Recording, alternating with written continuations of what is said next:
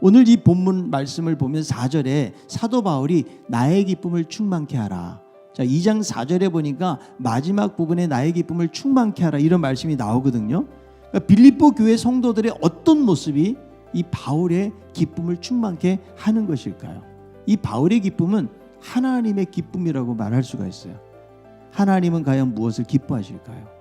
우리가 지난 시간에 복음에 합당한 삶에 대해서 배웠는데 그 말씀은 공동체 외부로부터 오는 고난에 대해서 어떻게 대처하는지에 대한 말씀이라면, 오늘 우리가 읽었던 이 말씀은 공동체 내부 안에서 우리가 어떻게 해야 되는지에 대해서 말씀하고 있습니다. 빌립보 교회가 어떻게 세워져 가야 되는지 말씀하고 있는데, 하나님이 빌립보 교회를 통해서 가장 기뻐하는 것이 무엇일까? 자, 첫째는 하나가 되는 거예요. 자, 빌립보서 2장 2절입니다. 마음을 같이하여 같은 사랑을 가지고 뜻을 합하며 한 마음을 품어. 그러니까 교회가요, 일치가 되는 것만큼 중요한 것이 없다. 여러분, 교회에서 가장 중요한 거 한 가지를 말하라고 그러면 성경을 통해서 볼 때는 바로 일치되는 거예요. 여러분, 탁월한 것이 아닙니다. 천천히 가더라도 기다려주고 함께 가는 거예요. 마음이 나뉘어지지 않는 거죠. 그래서 여러분 2장 2절에 마음을 같이하고 같은 사랑 뜻을 합하고 한 마음을 품고, 결국 한 말씀으로 하면은 하나 되라는 거예요. 겉면이나 사랑의 위로나 성령의 교제, 그리고 긍휼과 자비를 가져야 될 이유가 무엇입니까? 바로 하나됨을 위해서라는 거죠. 같은 마음, 같은 사랑, 같은 뜻.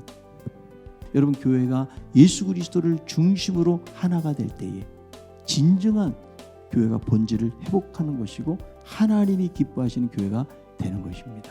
하나 되는 것, 그게 하나님의 기쁨이에요. 두 번째는 다툼과 허영을 버리고 겸손으로 행해야 되는데요, 하나가 되기 위해서 구체적인 방법을 지금 제시하고 있어요. 빌립보서 2장 3절입니다. 읽어봅니다.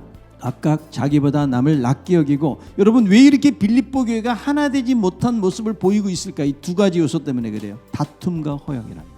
그래서 이 다툼과 허영 두 가지가 교회의 하나됨을 깨트리는 주범이라는 거예요. 여기서 여러분 벗어나는 해결책을 성경이 제시해 주는데, 그게 바로 겸손이라는 거예요. 내 자신을 낮추는 거예요.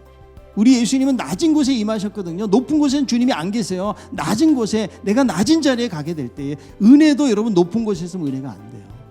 항상 물이 위에서 아래로 흐르는 것처럼 은혜도 아래로 흘러가요.